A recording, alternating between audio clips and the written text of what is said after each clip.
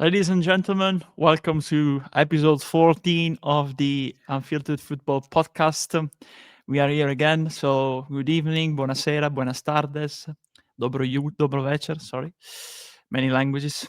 Yeah, we want to make sure that everyone is involved. And little disclaimer, this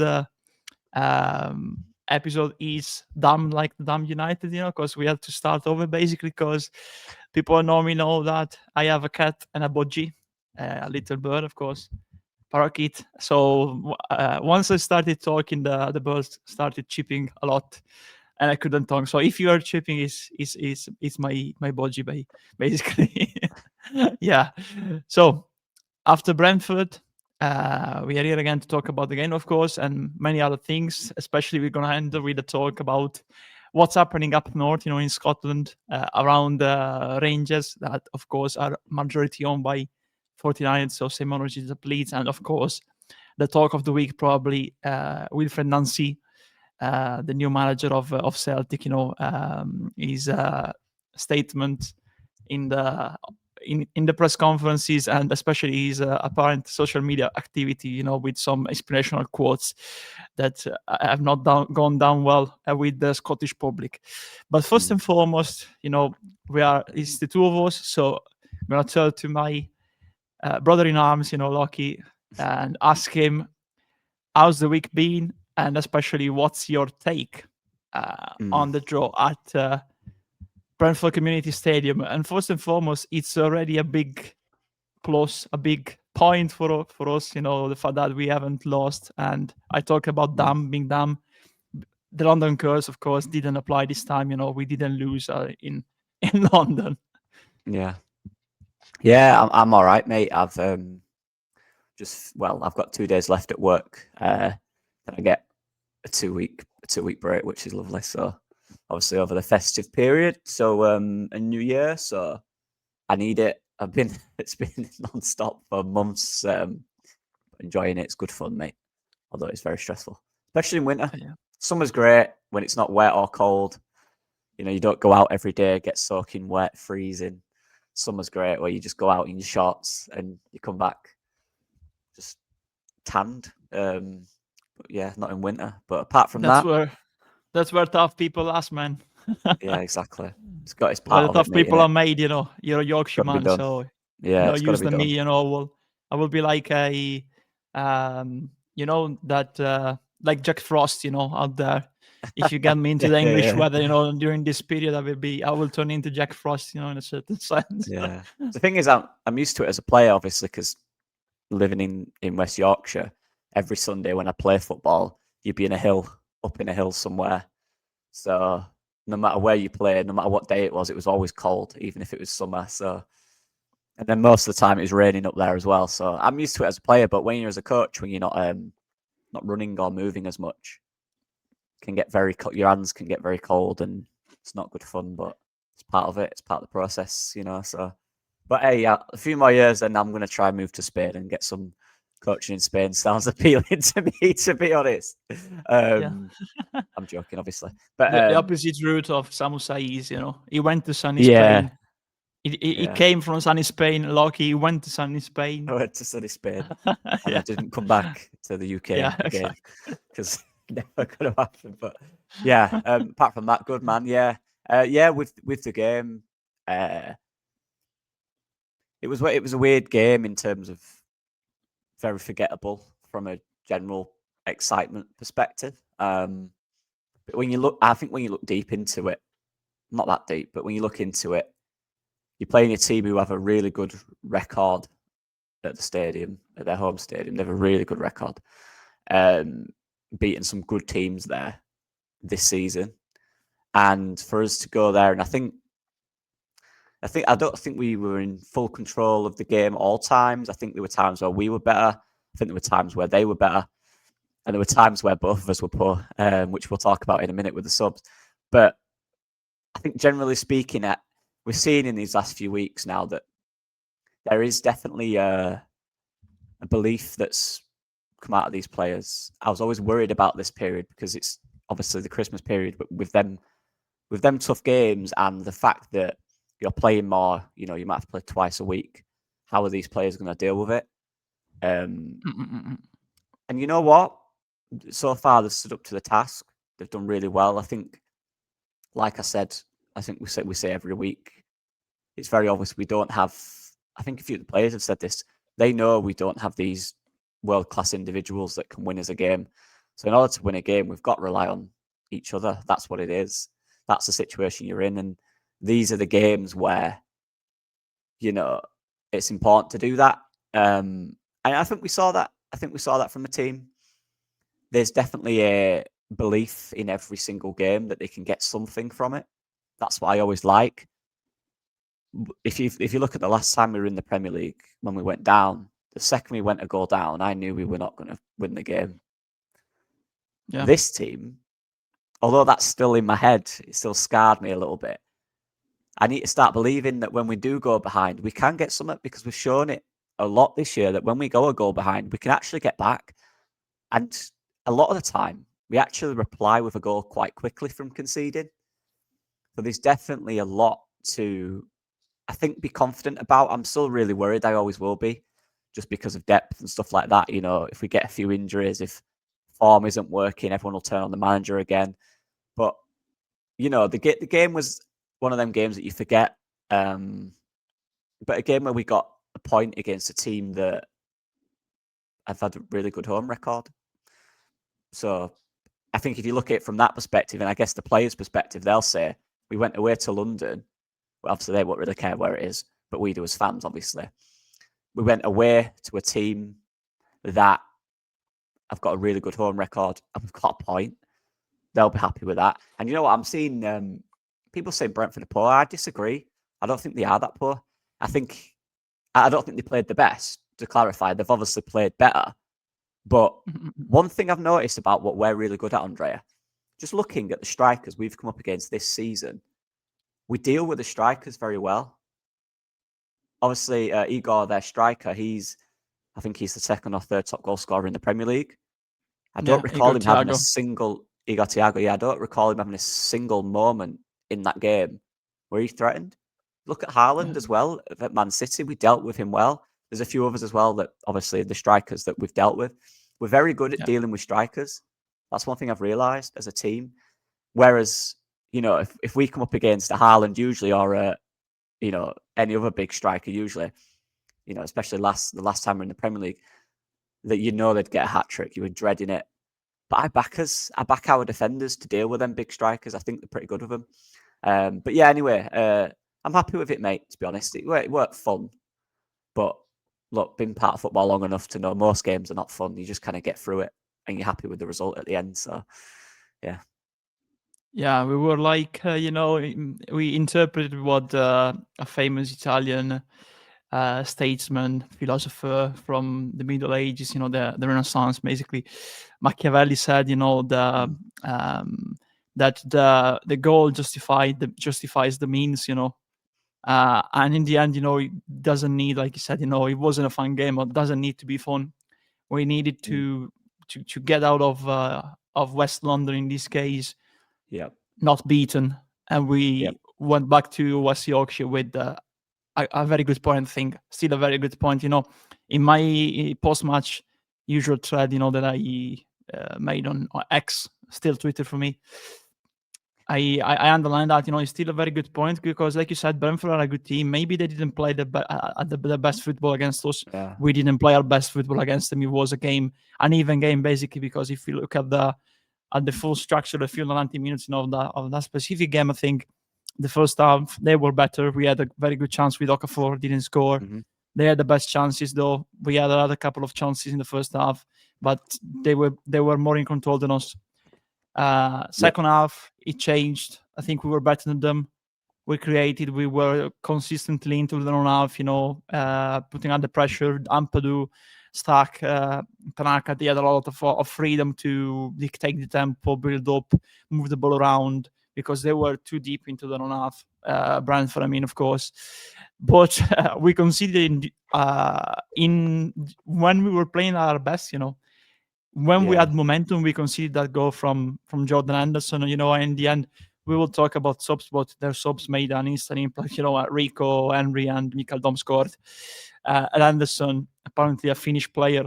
Looking at the comments last summer, same as Kit Andrews, never write off a player, an experienced player. Now he's even back playing for England under a new manager, and that tells a lot about the player, because before you had Southgate, now you have Tuchel, and he's still playing with a different manager.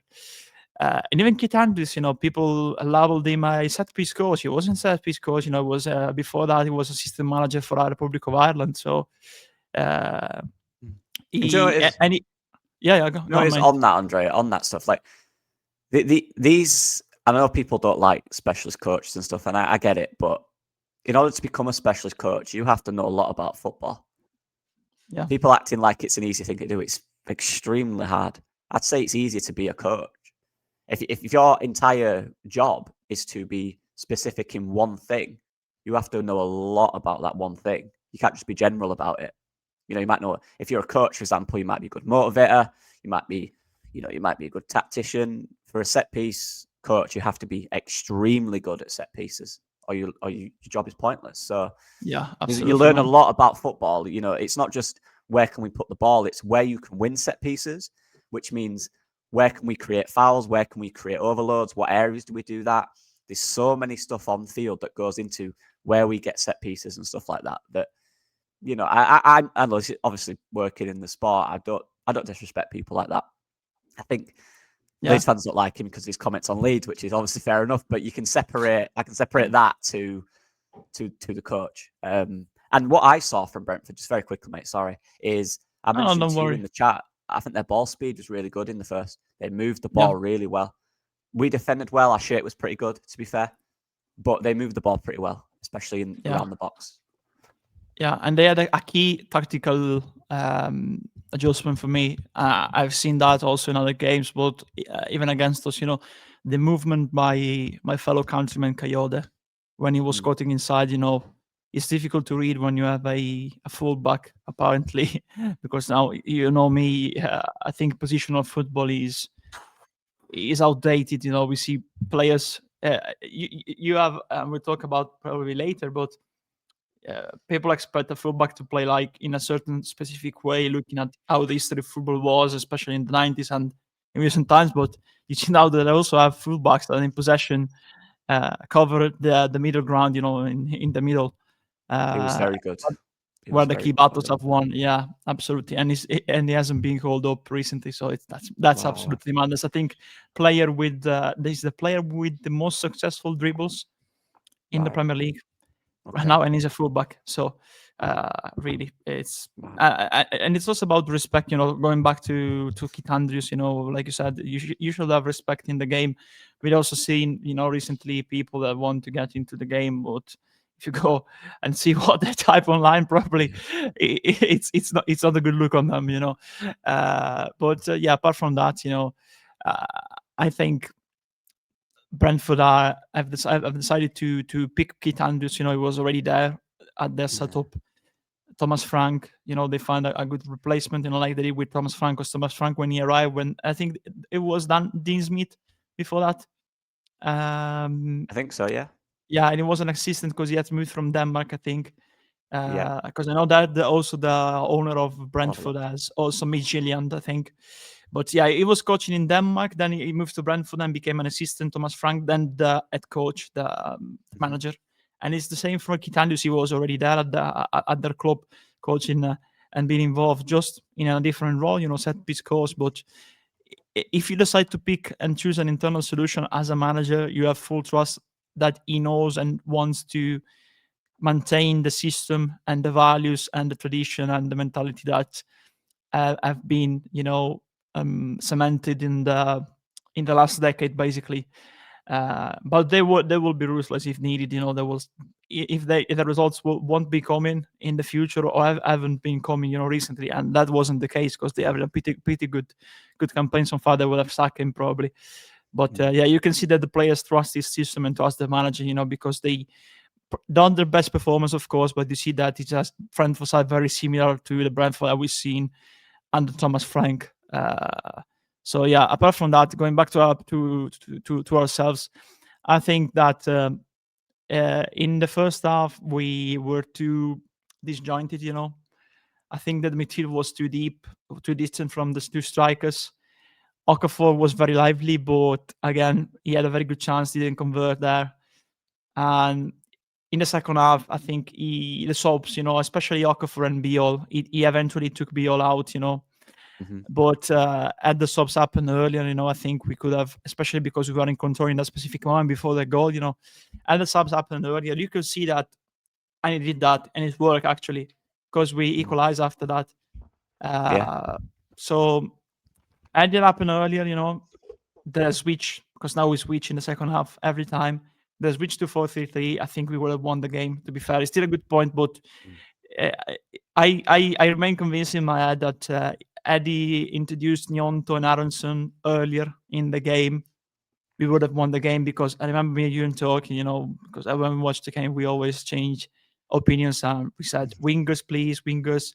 Because, their two fullbacks were too deep, in contrary to the first half when they were going forward a lot, especially Kayode. In the second half, there was, especially on the 60th minute, there was a lot of space to exploit from the situation we were in. We were constantly in their own half, in Brentford half, putting pressure. That was the time to put on the wing as a switch. Because what use do you have of three centre backs when you are completely controlling the game and pushing in the opposition half?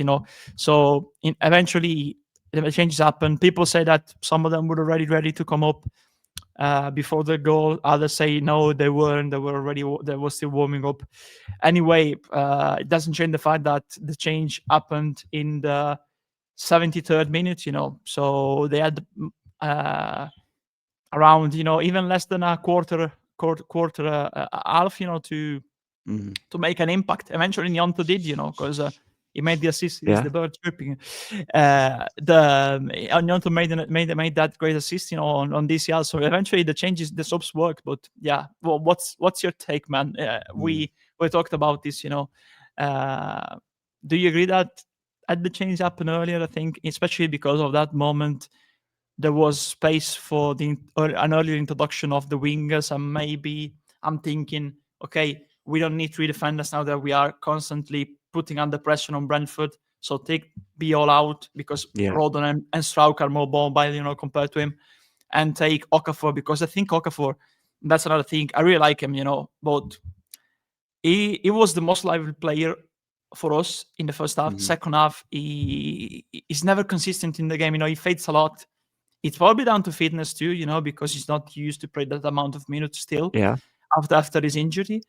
But also about being impactful, because DCL moved all around. I think it was one of the best games that DCL had in terms of trying to sacrifice for the team, go for the aerial duels. Not one of all of them, of course, but still, I think much, much better compared to other games where he had to basically do what Match usually does. But I think Okafor needed to come on earlier, to come off earlier, in the second half, because he was barely involved. He was isolating on the wing. He had opportunities to take his man 1v1. He did, but when you beat your man, Noah, and you have the space, shoot, man. Yeah. Shoot. You have the power and the capability to shoot. Shoot, man. Yeah, What's your take on the subs, man? The one time he took his man on and he's in front of goal, where he usually would shoot and he didn't. It's like, that's the perfect time to do it. That was the one, and he didn't. Yeah, I agree. Yeah, I think just sometimes football, you just watching the game, you get a feeling. Sometimes you don't have to be this tactical genius. I was watching the game and I just thought, we could do a wingers here. Brentford kind of lost their shape, lost their structure going forward a little bit. They couldn't find the spaces anymore. They kept playing stray passes.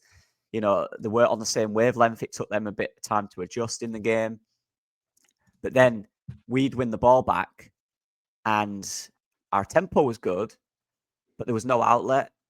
They kind of blocked off the central areas a little bit. We were looking for more. Our fullbacks were getting a little tired. So our wing back, sorry. So there wasn't that output from them, which just meant every time we got the ball, when we won it back from their sloppy play, which we kept doing well, there was not an obvious option to go forward quickly.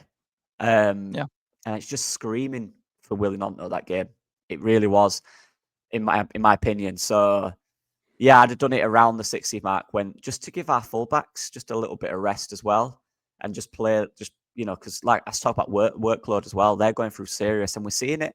So yeah, I just thought it was for me. It just felt like a game in that moment where wingers can come on when they're in their down period, when we're on top, without really creating quick chances from winning the ball back. I just felt wingers in this game would change it. They'd bring the intensity. They could go 1v1 out wide. They could release the load of the fullbacks a little bit and let them rest, because Goodmanson, again, was struggling later on in the game. You could tell he was cramping up. We said this weeks ago, mate, this will happen. They've got a lot of workload.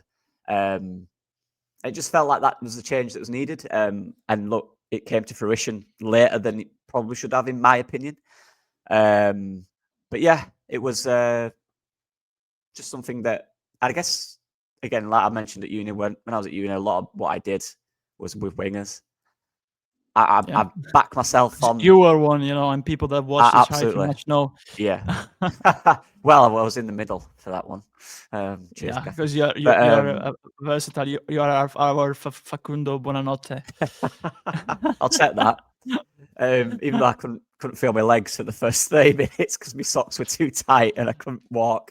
But anyway, yeah, I just felt this game is crying out for wingers. But this is the point we go back to about the 3-5-2 works, but it can become stale, because at the end of the day, you're relying on your two strikers or your two fullbacks. If you go with two wingers, you've naturally got two out-and-out attackers. And if you can't go central, go wide. And centrally it got a little bit compact in there. We weren't finding DCL. It got a little bit stale in the final third, and it was just crying out for wingers for me. And look at the goal. It's very simple. Ampadu has a strike. He wins it back. Just plays it to Willenonto, who crosses it in the box. Yeah. Sometimes to a striker that can head the ball. Sometimes football is that simple. That can win you a game. But yeah, I think the good changes just, earlier for me. Needed to happen, yeah. Exactly, because I agree with what you said, because, I think we need to be more proactive.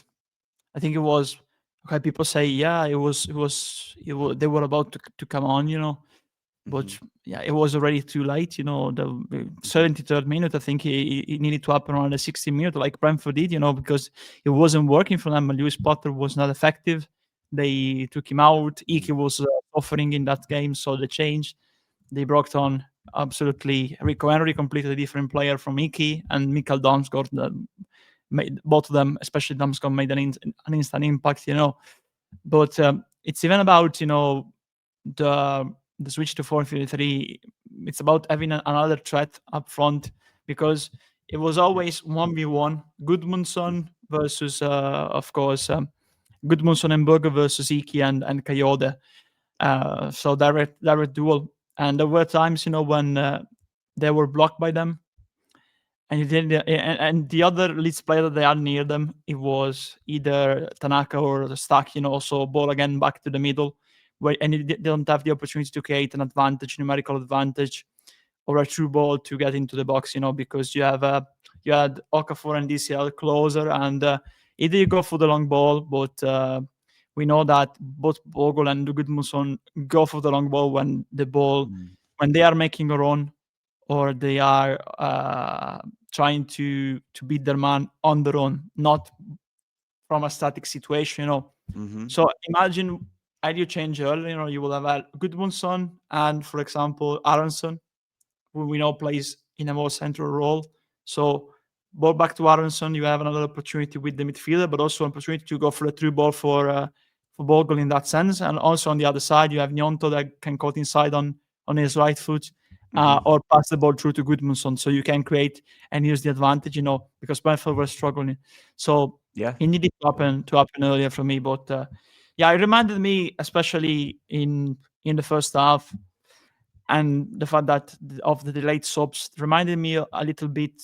Then we had the reaction after the goal, and it was very good to see, because now at least we can rely and have trust in our mentality, because we never give up, basically. And it's completely different from Forest, from Brighton, those kind of games, for Arsenal. It reminded me in the first half a bit of the Leeds pre-Man City, the reactionary one and not the proactive one. But we stick together, after the subs. Really really dig deep, into that into the game, and really you can really see that we believe that we could make an impact, and equalize, and we did. Eventually, we did, So it was good to see that we didn't resign ourselves, like in other games like Forest, Brighton. We reacted, and yeah, we could have even won the game. They could have too, probably. We won their chances, but it's still a good point. Like I said, of course, the other talk of the day was DCL. In the lead up to the match. In recent times, there's been a lot of talk around DCL. Of course, people that follow the podcast know what we think about him. I think, and I think we've been proven right in that sense with that goal. He's a in the box piece for me. It was good, I think, compared to other games.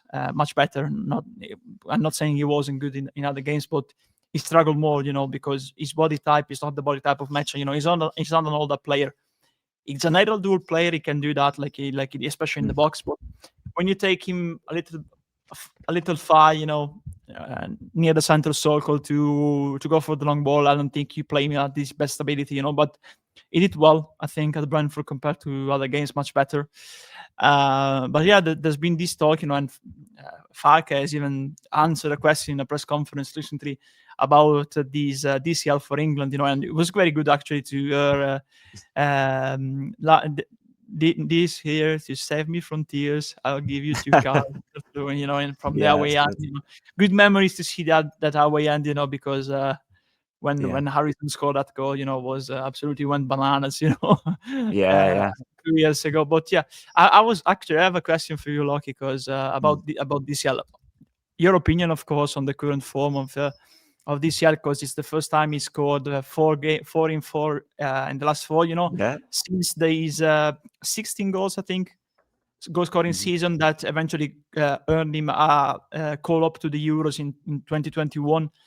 Ahead of Pratik Bamford that season, of course. But I was looking after this before we went live, to this list of English players. I'm gonna tell you some names, Nice.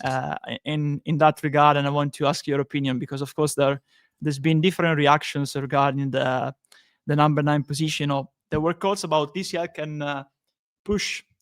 We talked about Bogle at the start of the season. There's been talks even in the press conference, and okay, rightly, I think, said you need to ask this question to Thomas Tuchel, back the player, but you need to ask him. But of course, I'm just gonna name some names. Of course, the leader, captain, Harry Kane, number 9. Then you have Liam Delap, Dominic Solanke, Ollie Watkins, Ivan Toney, Eddie Nketiah, James Stansfield, Tammy Abraham. These are, of course, listed on Transfermarkt with market value or apparent value. Then you have Cameron Archer, Tyrese Campbell, Adam Armstrong, Ellis Sims, Sam Surridge, Davy Mubamba, Carlton Morris, Chuba Akpom, Josh Coburn, Joe Gellert, Callum Wilson, Danny Welbeck, of course, Keenan Davis, doing well for Udinese, by the way. You see, there's not much good number 9s, to be fair, right now in England, apart from Harry Kane, was absolutely flying yet again. Bayern Munich.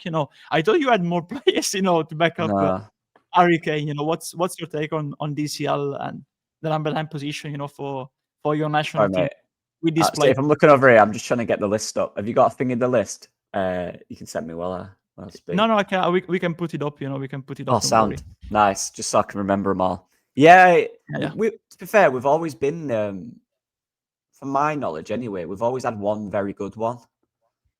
That's one thing I like about England. We've always had a good striker, it seems.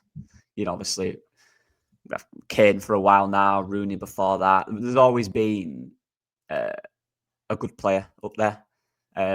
But we're over-reliant on them. That's the facts of it. We're always trying to look for them to win as the tournaments and stuff like that. But in this context, obviously looking at behind Harry Kane, who's obviously the number 1. Delap, has he scored many this season? I don't think he's been in and out of the team. I believe he's had an injury as well. Same for Solanke. He's been injured, I believe, right? and he's not playing. Watkins has not been himself, but I still think he'll be favoured for Tuchel, to be honest. Tony, obviously, in Saudi Arabia, he's had some issues as well. We'll leave it at that. Stansfield, I mean, he's not going to call up Jay Stansfield in the Championship. And Nketiah scored the other day, but again, there's that consistency. And then you're looking at DCL and, you're looking at the names. I think Welbeck, obviously, his value is low because of his age. I think Welbeck's got a serious chance above most of them. He's down here. See that because of his age, see where he is. even Callum Wilson's playing extremely well this season. He's found a bit of form for West Ham. So it's the ones you don't expect. It's the ones that 5-6 years ago were going to be the next big thing, and it hasn't quite worked out for him. Those are the ones now that are... Sorry, that's my door. That's all right. Those are the ones that are pushing the current crowd. You look at Callum Wilson, Welbeck and DCL. You go back 5 years, you're going these three and they're the next big thing for England strikers. And it took the time, but they're the ones now that are pushing the second spot. You look at the top of the list, Solanke injured, not played much. Delap, again, not done great this season. Watkins, again, not hitting the form he can. You're looking at that going, there's serious chance. Yeah, I know that might sound wild, but in terms of form, if DC, I think he's got to do more. I still think Welbeck's pushing it higher. I think Watkins will go as well, just because he's Ollie Watkins and he's pretty decent on his day. He can win you a game. But for me, I think the talk is a bit too early for DCL. He said it in his press conference, after the game. He speaks really well, DCL. He's proper mature. He knows what he's talking about. He said, look, it's great, but I just want to keep getting better. He knows, he'll know deep down that although in terms of form, he's probably one of the better ones, or if not the second better behind Kane, he still won't be on the high list of the England manager because he plays for Leeds, because it's lower in the Premier League. The names like Watkins and that are established in recent times. Delap's the next big thing. He'll have to do a lot more than them this year, which is a harsh thing to get a call up. But it's going the right way about it. Is an interesting profile, DCL, as well, because you look at England, obviously he wouldn't be the starting man. He'd be an impact sub. But I think for England, he'd work as that. Yeah. You saw it when he came on the other week. He came on when we changed the formation. And in the front two, and just looks so good. He's full of energy, moving quickly. Defenders couldn't deal with him. And forget how good this guy was a few years ago. That play is still there. And we're seeing now he's getting the goal scoring's coming a bit more. He just needs to keep it up. You don't have to score every game. That's ridiculous, obviously. But his general performances need to be consistent now. But he's in that situation for me, mate, where I feel he'd miss out just based on the pure fact that in England, although Tuchel might change that, we like to choose names as opposed to perform. I kind of get the feeling Delap will get called up because he's Liam Delap and he's a young player and he's at Chelsea. I kind of get the feeling Ollie Watkins will get called up because he's done it before for England. That's my worry. I hope we do it on form. But we'll see. He's doing all he can, mate. He's doing all he can. Yeah, and I'm just going to say, that if injury-free, every time I think you take, and in form, of course, you take to the World Cup, for example, Harry Kane, I will take, to be fair, Kane, Solanke and Watkins, to be fair. But right now you have to reason on form, in the current circumstances that you pointed out completely, and among these players, the most informed one, apart from Harry Kane, is Dominic Calvert-Lewin right now, 4-4. It's about scoring goals.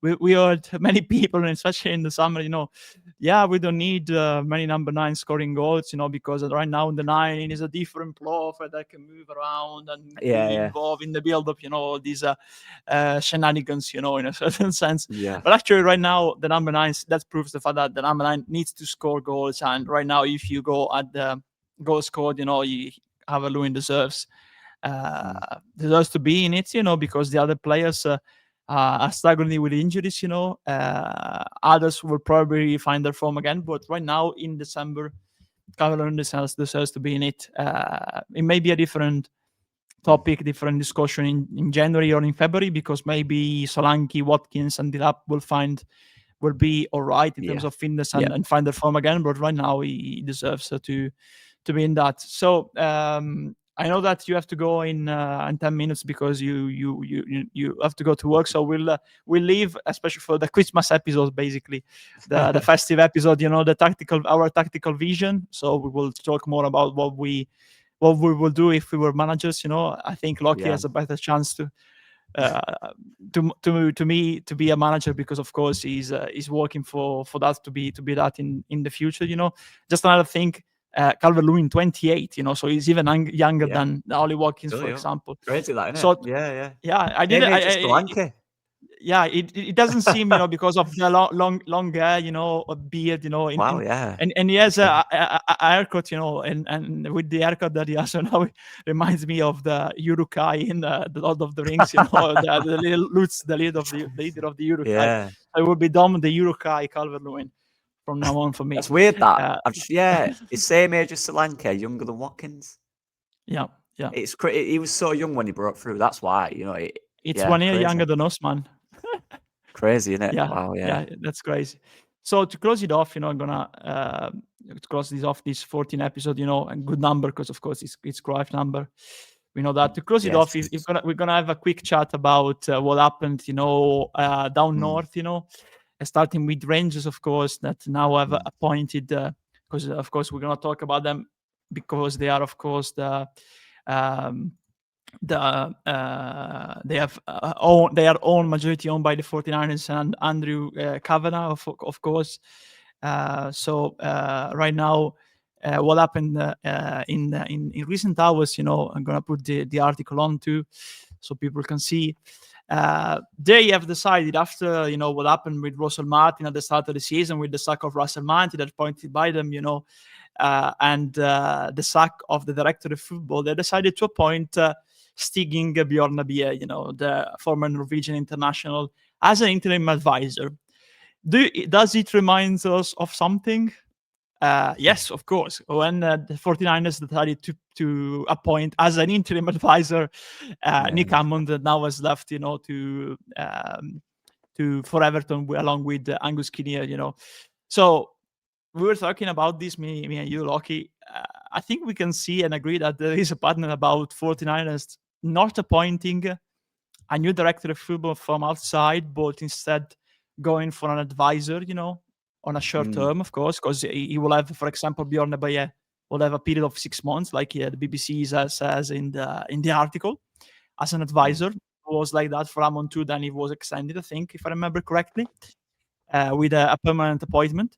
But again, we see that 49ers for Leeds, they went for Amon before, then all the shake-ups that went that went along, in the recruitment process, with Steinson moving to an higher role, 49ers Enterprises, But now we see history repeating itself with an interim appointment.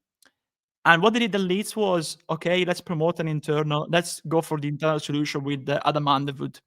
So why do they keep going for having an advisor rather than appointing a new director of football from abroad? I think that's strange in the current landscape of international continental European football. Yeah, man. I'm look. This is where you come in. This is where you know more about this stuff than me. I'm not. I just find it all a bit weird. I just don't. I don't understand, because I don't understand. I'm not saying I don't get it because I'm smart. I genuinely don't understand the point of this, if that makes sense. I'm sure there's valid reasons that very smart people can explain, but as a normal person who doesn't know this stuff, I just look at every other club and it just feels like they have a director of football or a sporting director, whichever role they choose. They oversee it. They make the decisions. If they do job, they lose it. If they do bad job, they lose their job. They'll hire another one. Our structure is weird. It seems we want to go without paying a big name director of football who's done it at a club. We want to do our own structure that's getting these advisors in, getting these interim bases in. Then at the end of the season, hire someone within to do that. What do you think it is? Is it that they, from whatever data they've used or whatever they think they can get the right players and get the right structure, the right recruitment and all this stuff without that? Do you think it's that? Or do you think it's a money thing? They don't want to pay these people all the money they ask? What do you think it is? Because I'm confused by it, to be honest, mate. I think they don't want to appoint a new one because I think they see this season, of course, Rangers are not doing well now. The third in the league table, but because of the terrible start that they had under Russell Martin, they're not gonna win. They're not gonna win the title. It will be between Hearts, who are massively overperforming, and Yeah. Celtic, who we will talk short lately. We will talk about shortly. So I think this was like the first season, and there's no way they can turn the season around. So maybe they want to take under scrutiny many profiles, with this process, and then start from scratch next season with the proper tools, to go big. But of course, I think that the goal for them is to qualify for the top European spots, of course, in Scotland. That's the only reasons, the only answer I can give to myself, about this, because I don't understand the fact of an interim advisor. Maybe they will appoint Shorty and a director of football. I don't think that would be the case, because from what we've seen happening at Leeds, with Hammond when he arrived, there were Steinson for the 49ers and Hammond, But yeah, they decided to spend in a certain way because, of course, they brought in the Telo Asgard, for example, the other players from the EFL. So I don't like the squad a lot, to be fair. I don't think they moved well in the summer. So it was good for them. Good decision to sack the sporting director. I don't think they built a good squad. But yeah, that's the only reason, the only answer I can give to myself. Yeah. What about with Leeds, though? So, for example, obviously we brought in Steinson and Hammond. Yeah. Instead of that structure, with Hammond obviously being the advisor and stuff like that, why did they not just then bring in an experienced director of football? Because at the end of the season, obviously we know, they kept the same structure for the second season, and then we moved to Adam Underwood, who became basically the kind of name with it. I know is it what's the other guy that's up there as well? Is it Alex There's Davies? Jordan Davies. No, there's another one. What's it? Is it Robbie Evans? Robbie Evans?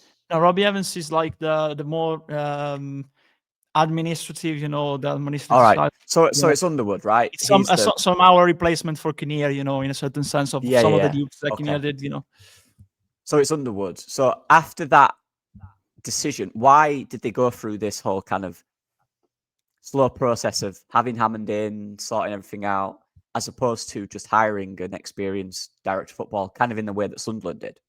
Why do you think we went with that internal decision? What's behind that, do you think? Because I don't know. I'm interested. It's really intriguing on one side, and I think really complicated on the other, because I would be very frank. I think there's Greta Steinson, he's moved to an higher road for the 49ers, I think when you bring in a director of football like Giselle Fiat Sunderland, like other director of footballs, like Monchi, who was at Aston Villa, there's top director of football that want to run the place, they want to be in charge of everything. And with our current structure, that won't work, in a certain sense, because you have Steinson working for the 49ers, so overseeing both clubs now, Leeds and Rangers. And you also have, the head of recruitment. So I think it's down to our structure, to be fair. It will mean changing the policies of our structure, in a certain sense. Having a strong director of football. Because a strong director of football will want to be the man in charge, don't want to report to anyone. But our current structure is vertical, We've seen that when there was the deck about the 49ers investors, the level of all the timing of every transfer operation, because we are not a usual club, we are owned by an investment fund with some key people in key roles for the fund, but you also have tons of investors, so it's a vertical process, you have many people to consult in that sense on the operational and organizational board, on both sides of the ocean, of the pond. So yeah, it's a very peculiar one, And on the other hand, look at Sunderland. They have an owner, director of football. It's very, very, very simple. We have a completely different structure. It's also, I think it's also down to our structure. But I wish that changed. Because I think the other top signing the Leeds need is a top director of football with tons of experience in the game. There's many very good director of football that are employed right now with tons of experience. That will completely change the place around. The problem is that, do we really want someone to come in and be the man in control of the place, of top patch, like Bielsa was, because right now that would be the director of football if he signs, an experienced one. Even Monchi, I'm talking about Monchi, but just an example, I don't know. I don't think that works probably with our current structure, Yeah. So, yeah. That's my point of view. But moving on, closing on, moving to the other side of Glasgow, to Parkside in this case. Let me find an article about that. So we'll have also the statement about the new manager of Celtic, basically. Celtic had Brendan Rodgers at the start of the season. He had basically he fell out with the board, Brendan Rodgers, and then he left. Basically, the relationship couldn't continue, so they decided to move on, and they appointed again after many years, after 20 years, Martin O'Neill as interim manager. Celtic were playing very badly. They were playing very badly. Then Martin O'Neill arrived as an interim manager, with Sean Maloney as his assistant. And they won 7 games in 8. They only lost in the Europa League against Midtjylland. They won at the Kuip in Rotterdam. They won the semi-final of the League Cup, Scottish League Cup, against Rangers in the Old Firm. They were flying. They were playing very good football with motivation, with mentality under Martin O'Neill, But what did the board at Celtic do? They were looking for a new manager, despite the team flying under the interim reign of Martin O'Neill. And they decided after that process to appoint Wilfred Nancy from Columbus Crew. He was the MLS Coach of the Year in 2024. Yeah. But they decided to speed up the process. So after Celtic won against Falkirk 1-0, that was the last game of Martin O'Neill. He already knew that, So they appointed Wilfred Nancy. I've read that because Martin O'Neill was appointed this week, in TV, and he said the board asked me if I wanted to stay on and talk with the new manager coming in, and he said yes, no problem, absolutely. And he said that they had a very brief chat of 15 minutes, I know that people are evaluating because of Messi impact the MLS, but the level of football, the impact, the intensity is completely different from the European football. Completely. So why would you talk 15 minutes with a legend in the game like Martin O'Neill? He's a legend in the game because of the achievements that he had, managed Ireland, managed Sunderland, Leicester City, even went very close to managing Leeds, but then luckily David O'Leary had some good results and it was appointed on a permanent basis, having one of the best years of our lives in Europe, especially, But why would you bring to a halt an interim manager that knows the place well, as much for 5 years between 2000 and 2005, even reached a UEFA Cup final, lost against Jose Mourinho Porto, in 2003, I think, with Celtic. Why would you stop that? Good momentum, good feeling, the good feel good factor going around at Parkhead, at Celtic Park, to speed up the process of appointing a new manager that has completely different way of explaining, a completely different mentality, an MLS mentality compared to the European one and the Scottish one. And he goes from Columbus Crew, with all due respect to people from Ohio, with all the due respect, of course, but from Columbus Crew to Celtic, one of the biggest clubs in Europe. And he arrives first game, changes the tactics from the Martin O'Neill time, They lost 2-1, 3-1 at home against the league leaders. So they appointed him like days before the top of the table clash, and they lost because he changed his tactics.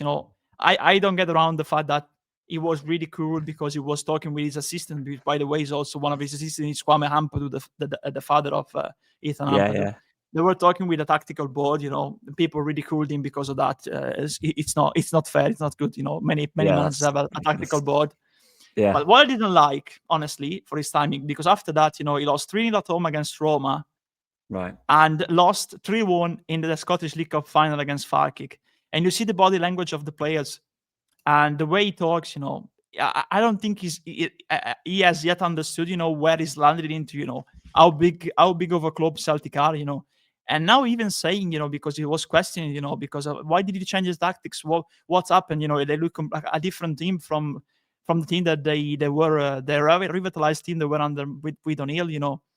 Uh, so his answer was, now you have you have to prove, and he interrupted and said, I don't have anything to prove. So I think they made Yeah, a very bad mistake, not because of the manager they appointed, I think, but the timing. They were finding I out mean, Martin O'Neill, but also the communication. And in the last hours, with Nancy, apparently on his Twitter, people checked, and it seems to be his Twitter, a Twitter account. He published a profile picture, with the things you need to focus on, the things you can change, I think, and the thing in the middle, some philosophical quotes, so people are not not liking that, the way he's communicating with the fan base. I think there's also some miscommunication with the way he explains himself in the press conferences and the current state of the club he is working with, the expectation of the fan base. yeah. It's for me. I think this is a modern thing. It probably happened in the past, but obviously I weren't conscious to it. So for me, the issue comes in understanding the culture of where you are. So many managers think because I've done really well here, or this club really like me, that I can go to a completely different club in a completely different league, and if I play a certain brand of football, they will love me. I think Mm-hmm. that's wrong, and I hate to bring it back to Pep because I always seem to, but it's a good example because you look at Pep. People give Pep these things about arrogance and that, but he is probably the least arrogant, one of the least arrogant managers in terms of respecting every single club he's been to. He never said anything like that. He speaks to coaches within that country. When he came to England, he spoke to Neil Warnock a lot, Sam Allardyce. He praised these guys straight away. He spoke to them. He asked them about the culture of the country, the culture of the club, so he can understand what the fans want, what the fans want to hear, what the fans need, as opposed to being this guy who's come in and gone, look, this is what I play, this is who I am, deal with it.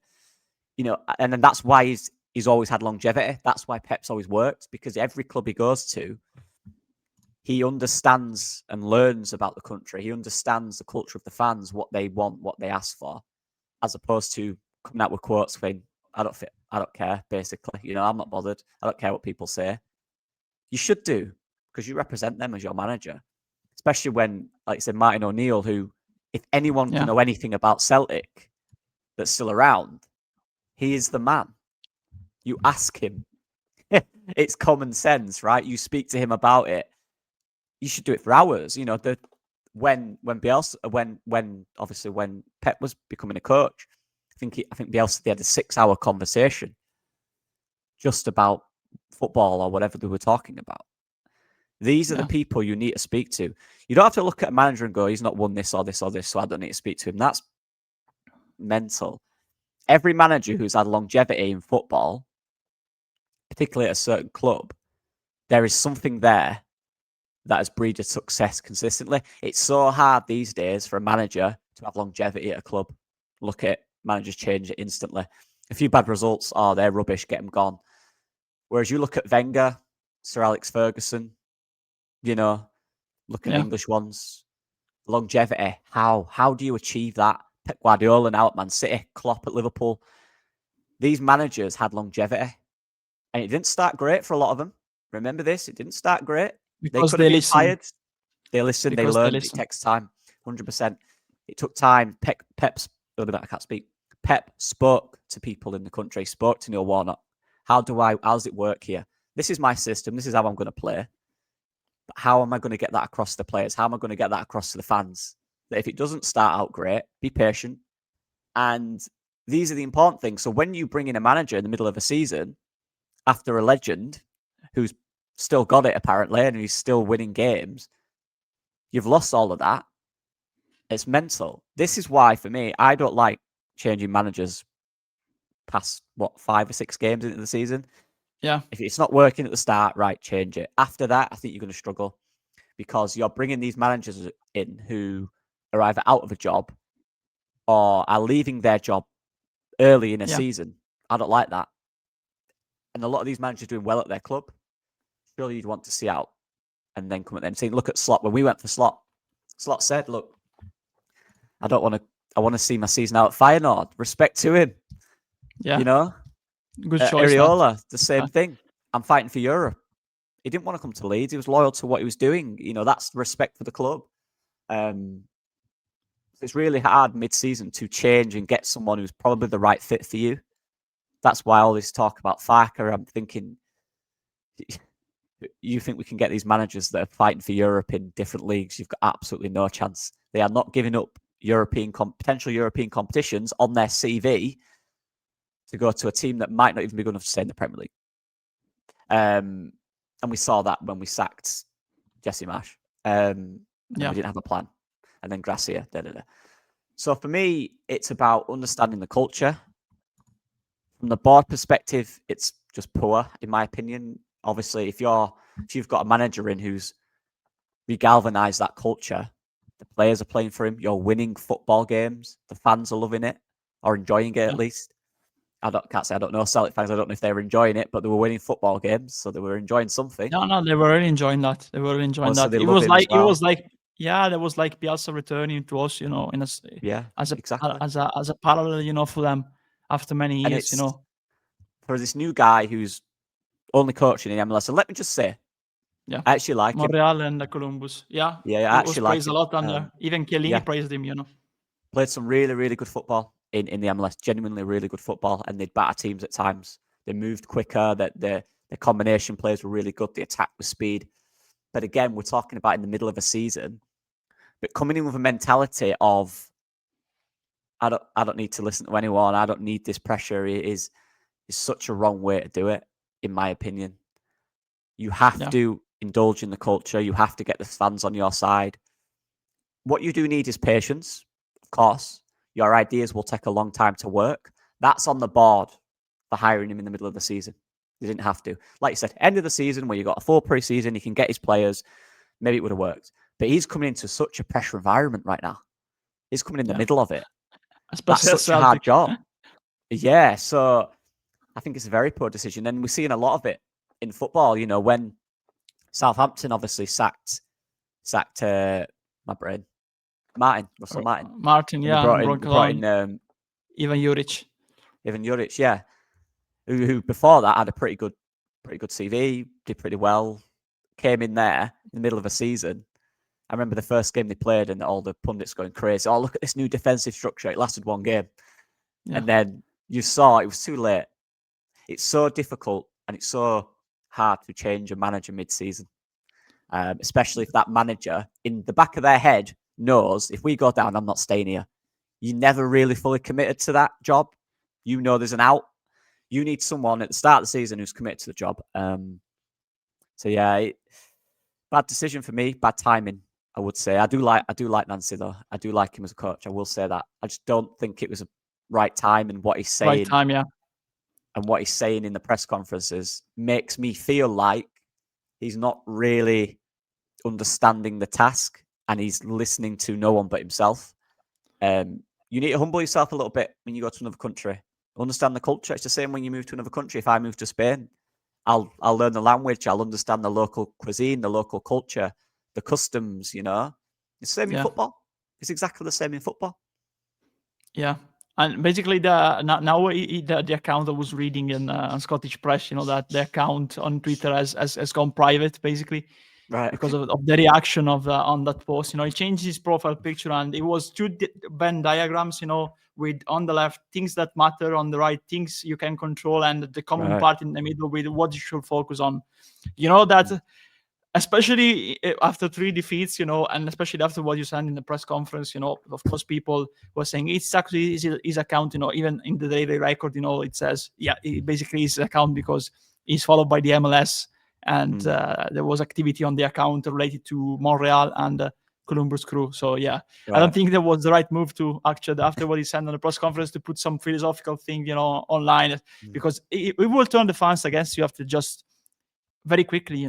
People are already calling for the return of Martin O'Neill. But anyway, I know that you need to go to work. I was just going to very quickly say, before you trying to align your philosophy and convince fans that your tactics are right, most of them don't care. They want to like you first. They want to know that you have the right intentions, and then you can do that. It feels like he's doing it the other way around. He's trying to get, look, this is my ideas. It will work. Trust me. No, they want to know you. They want to know you're the right person before your tactics. So, yeah. But anyway, I know that you need to go to work. Always a pleasure. People, by the way, compare that to something that Lasso will do, post some philosophical quote online. But good luck to Indo, because like we said, good manager in the MLS, completely different landscape, by the way, in Scotland, and completely different level of the league in terms of football. I'm not saying best or worse, but different level. So I know that you need to go to work on the pitch. In order to be the next Bielsa. So always a pleasure, man. Next week, I don't know when we'll do the pod. We'll let you know in case, because of course there's the festivities starting. Yes, but hopefully a good result against Palace will be a very difficult game, because they are a very good side. I wrote that Glasner apparently he's not going to stay beyond the season, and they're going to bring in probably Pepe Bordalas from Getafe. We'll see. We'll see. I knew as a Palace fan, because when I went to London, actually, I toured all the stadiums basically. And at the Arsenal Stadium, this Italian Scottish guy, living in London and supporting Palace, met him, have a football chat with him. Louis' name. Shout out to him. Anyway, Lockie, always a pleasure. Have a good football session. Mate. Yeah. And thanks everyone for the support. As always, episode 14, honor of the late Johan Cruyff. It was his number. So marching on together, lads, and hopefully a good result at the weekend by Leeds. Yep. Bye-bye. Bye-bye.